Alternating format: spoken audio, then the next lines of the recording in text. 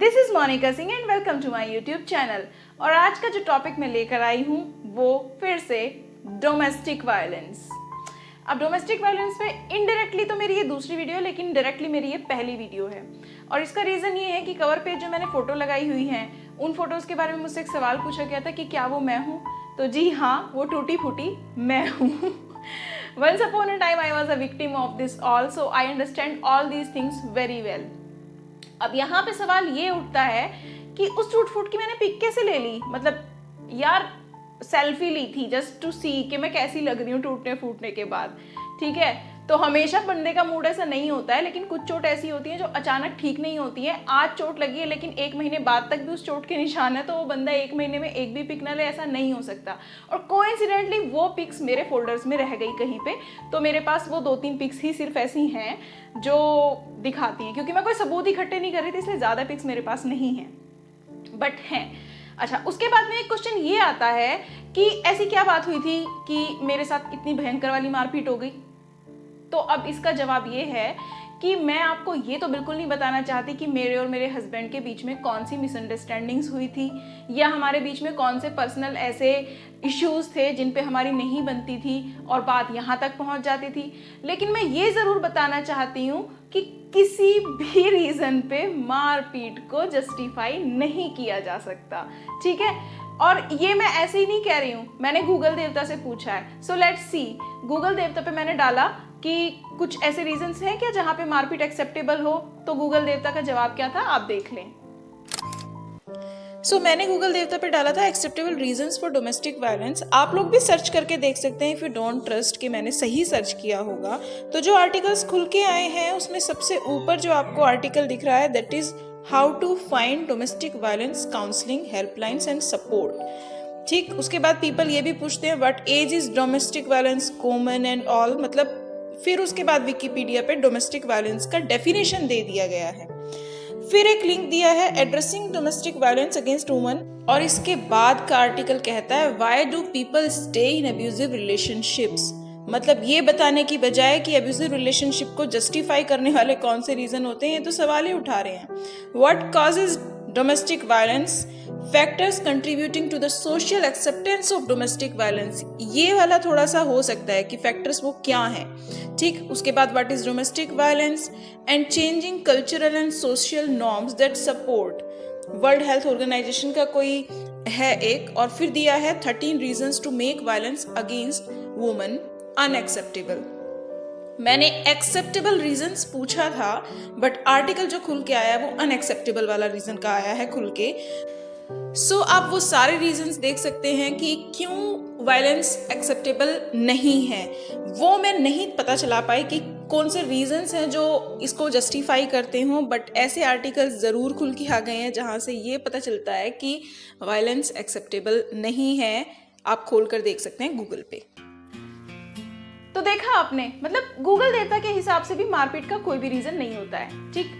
यानी कि मारपीट का रीजन जो लोग पूछना चाहते हैं वो प्लीज मत पूछो, इट्स स्टूपिड, ठीक। आप कोई भी रीजन देके मारपीट को जस्टिफाई नहीं कर सकते हैं, ठीक है। तो डोमेस्टिक वायलेंस हर रीजन पे अनएक्सेप्टेबल है। आप कुछ भी कह के अपनी वाइफ के साथ अगर मारपीट करते हैं तो ना करें।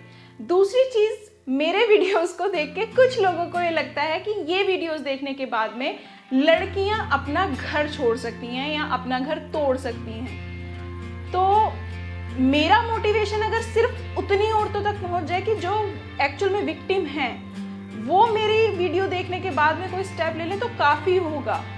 ऐसी तो कोई औरत नहीं होगी जो हैप्पी मैरिड लाइफ में होगी, जिसकी लाइफ सही होगी और वो मेरी वीडियो देख के सोचेगी यार इसने घर छोड़ा है तो हम क्यों नहीं छोड़ सकते। भले ही हमारा पति हमें प्यार करता हो, भले ही हमारे बीच में कभी कोई सीरियस इश्यू ना हुए हों, लेकिन अगर इसने अपना घर छोड़ा है तो मैं भी छोड़ूंगी, ऐसा तो नहीं होगा। तो जो लोग अपने घर में अच्छे से रहते हैं ना इंसानों की तरह, उनको मेरी वीडियो से कभी कोई खतरा नहीं है, तो आप टेंशन ना लें। और जो लोग अपने घर में अपनी वाइफ को या बाकी फीमेल मेंबर्स को जानवर समझते हैं और ये समझ के खुद जानवरों जैसा बिहेव करते हैं, उन लोगों को अगर मेरी वजह से खतरा है तो मुझे फक्र है खुद पे।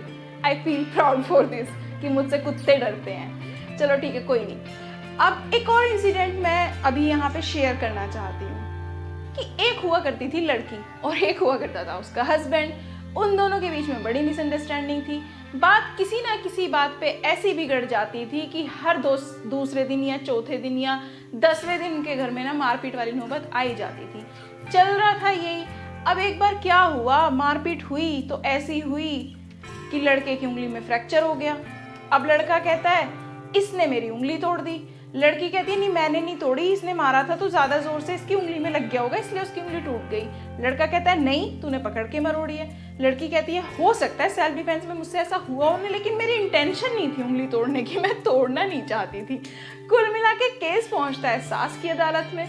तो सास कहती है बेटा ऐसे तो हमने बहुत लोग देखे हैं जिनके पति उनको पीटते हैं और वो पीटती हैं, लेकिन तू हमने ऐसी पहली देखी है जो अपने पति की उंगली तोड़ दे। So this is the society. इस तरह से यहाँ पे मारपीट को जस्टिफाई कर दिया जाता है।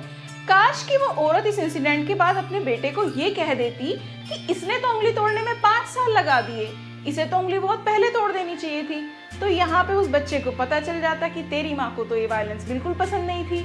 लेकिन नहीं, ऐसे स्टेटमेंट्स तो हमारी इंडियन सोसाइटी में मिलते ही नहीं है और इसी वजह से मिलता है प्रमोशन डोमेस्टिक वायलेंस का। क्योंकि जब कोई बेटा अपनी बीवी को पीटता है तो उसकी माँ पूछती है क्या बात थी, क्या किया था इसने। मतलब वो पहले इंसिडेंट पे बता देती है कि अगर तुम हमें सेटिस्फाइड कर दोगे, कोई रीज़न दे दोगे तो हम तुम्हें कुछ नहीं कहेंगे, ठीक है।